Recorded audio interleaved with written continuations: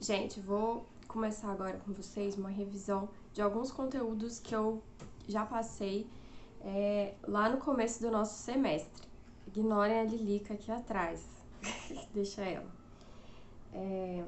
Elementos do processo de comunicação, falei isso no primeiro dia da nossa aula, né? E aí a gente tem aqui neste livro, porque a minha base é, é este livro, sobre os elementos emissor, receptor, mensagem, ambiente ou contexto, canal e código, né? Sendo que é muito simples, vocês têm na página 4 e 5 um detalhamento sobre cada um destes elementos, ok?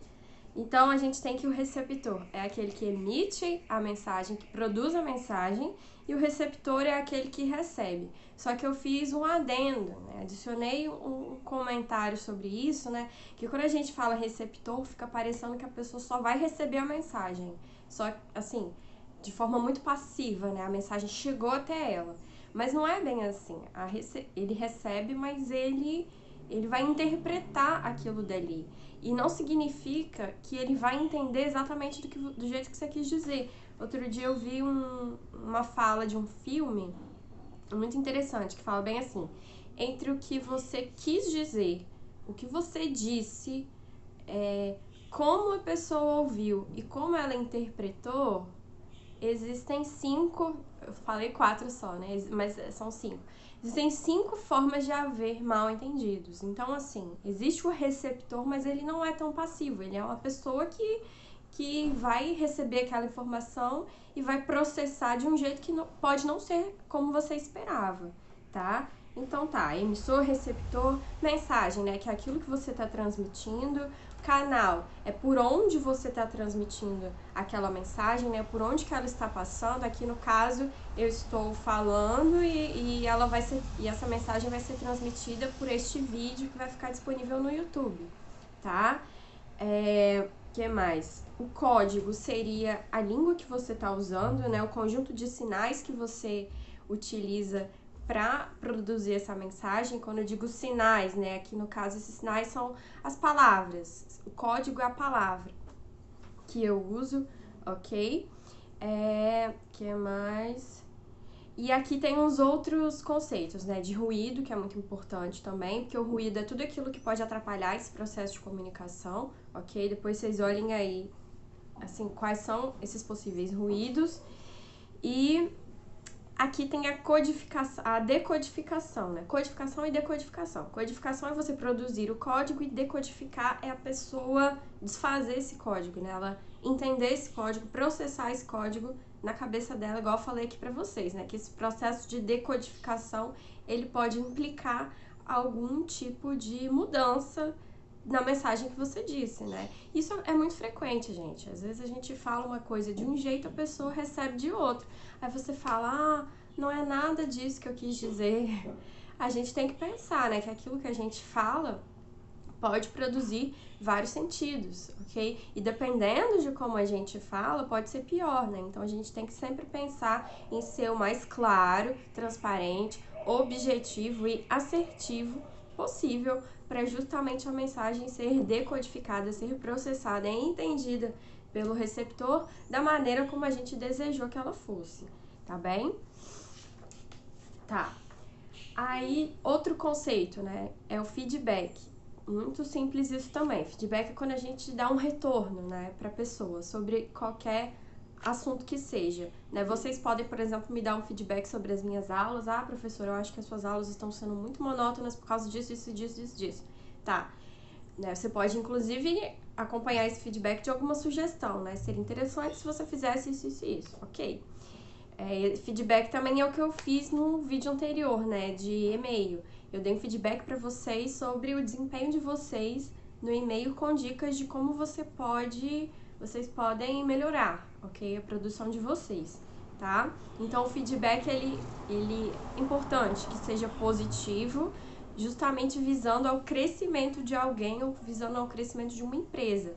Então, dentro das relações empresariais, industriais, organizacionais, é importante que haja um feedback pensando, né, na questão do grupo, da corporação, né? Porque se você não dá o feedback, o funcionário às vezes vai continuar cometendo algum tipo de erro, algum tipo de falha e a coisa não se resolve, né? E outra, você ficar só esperando que a pessoa se manque, que a pessoa perceba que ela tá errando, isso não é uma saída, ok? Para você resolver algum tipo de problema. O ideal é que haja ali uma comunicação, um retorno, um feedback para que as coisas cresçam, né? Especialmente nesse caso do ensino à distância, né? Vocês têm que dizer para o IFES como vocês têm recebido esse ensino à distância, como vocês têm lidado com isso, justamente para nós ouvirmos, processarmos e pensarmos estratégias sempre de melhorar, ok? Para que fique bom para todo mundo, né? Aí aqui tem até no livro, tem exemplo de feedback negativo, né? Aí depois vocês deem uma olhada aí, qualquer coisa vocês me perguntem. E a gente falou também, né, nas nossas aulas presenciais sobre as tecnologias de informação, né? Tem no roteirinho que eu passei para vocês, que vocês receberam impresso, mas que também tá no Moodle para vocês olharem novamente, tá? Caso tenham perdido aquele papel.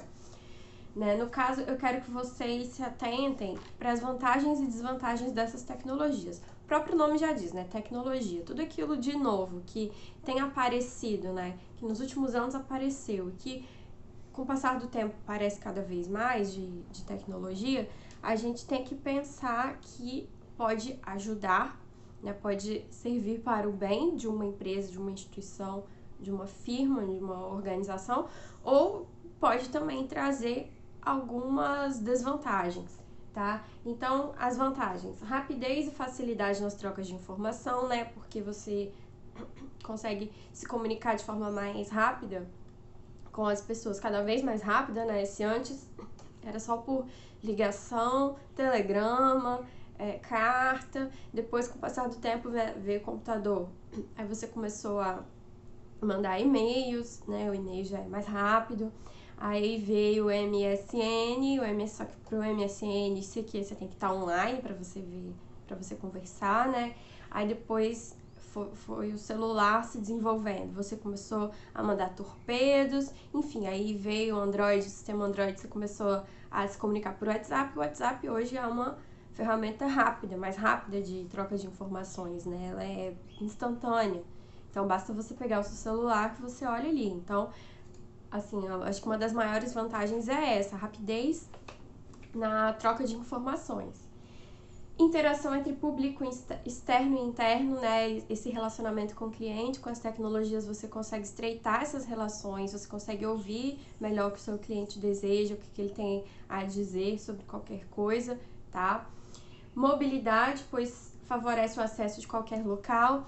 Então, por exemplo, eu não moro em Caramuru, eu moro em Vitória, mas eu consigo daqui e de qualquer lugar do mundo produzir material para vocês nesse ensino à distância, né? Justamente porque a tecnologia, a internet me permitem isso, tá? Mesma coisa, né? O trabalho remoto, desburocratização, ou seja, as coisas elas ficam um pouco mais aceleradas, os processos ficam mais acelerados. No ano passado o IFES começou a usar mais como padrão o processo virtual, processo eletrônico, né? Não havia mais necessidade de você imprimir um zilhão de papéis para poder montar o seu processo. Bastava ele estar ali no computador, né? E você fazer os trâmites e pronto, ele já está ali preparado para você dar início. Economia de papel, é isso que eu acabei de falar também. Agora, desvantagens. Sobrecarga de trabalho, porque a dissolução dos limites de tempo e espaço. Isso eu tenho percebido cada vez mais, né? Porque se antes a gente tinha ali uma rotina de trabalho bem certinha, né? Vocês tinham aulas todos os dias, o mesmo horário de início ao fim, né? Tinha um horário de atendimento do professor e tal. Agora, se a gente trabalha em casa, né, se vocês estudam em casa, esses horários eles não ficam tão regrados, eles não ficam tão fixos. Então, acaba que muitas vezes a gente recebe uma demanda de trabalho, sei lá, às 7 da manhã, sendo que o nosso expediente começaria, sei lá, meio-dia e iria até a noite, né? Então, acaba que a gente pode se sobrecarregar com isso, porque a gente não respeita o nosso horário de trabalho. A gente está o tempo inteiro recebendo informações, o tempo inteiro, né, sintonizado ali na internet para ver as coisas que estão aparecendo. Sobrecarga de informações, overdose de dados e informações. Então, a gente está o tempo inteiro lidando com isso também. Com dados, com informações, muitas vezes informações falsas, aí eu já me antecipo, né, no caso das fake news, né, então a gente está o tempo inteiro recebendo isso, o tempo inteiro lendo alguma coisa, né, e tendo que processar essas informações e ainda por cima verificar se essas informações são verdadeiras ou não. Então, essa é uma desvantagem também dessas tecnologias, tá? Porque aí a gente fica sobrecarregado de informações e o processamento delas, né, na nossa cabeça, ele fica mais difícil.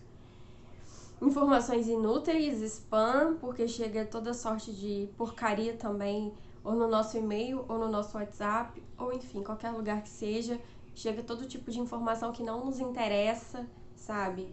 E aí a gente tem que lidar com isso. Fake news, né, já falei aqui. Substituição de mão de obra pela tecnologia. Isso é um fato, né? Inclusive, não sei se na minha profissão, né? Profissão professor. Mas imagina, no ensino à distância. A gente tem, sei lá, quantos campi que ofertam curso superior de administração, supondo que sejam 5.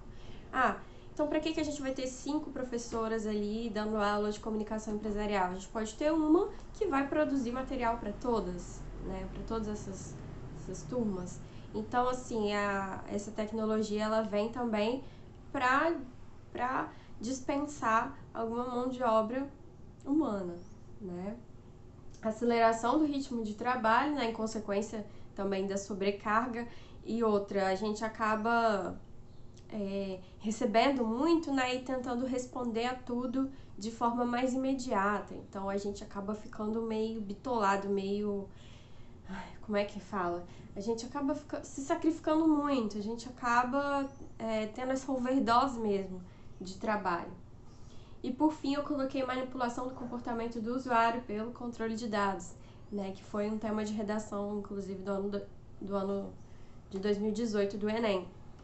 Que essa manipulação de controle de dados, a gente não tem como não se submeter a ela, né? Porque não vem de nós, isso vem do próprio sistema que nos induz a ter alguns tipos de comportamento, né? O YouTube te induz a ver os vídeos que ele te sugere lá nas sugestões, né? A Netflix te induz a assistir algumas coisas que a Netflix julga que você vai gostar, né? Mas enfim, acaba selecionando. Ou os anúncios aparecem, mesmo que você não queira vê-los, eles aparecem, né, a partir do tipo de informação que você joga ou tipo de coisa que você fala simplesmente perto do seu celular, né? Enfim, a gente estando exposto a isso, né, na internet, a gente acaba se sujeitando a esse tipo de situação, tá bem? Então, nesse vídeo eu vou falar somente desses tópicos, vou gravar um novo vídeo para falar dos seguintes.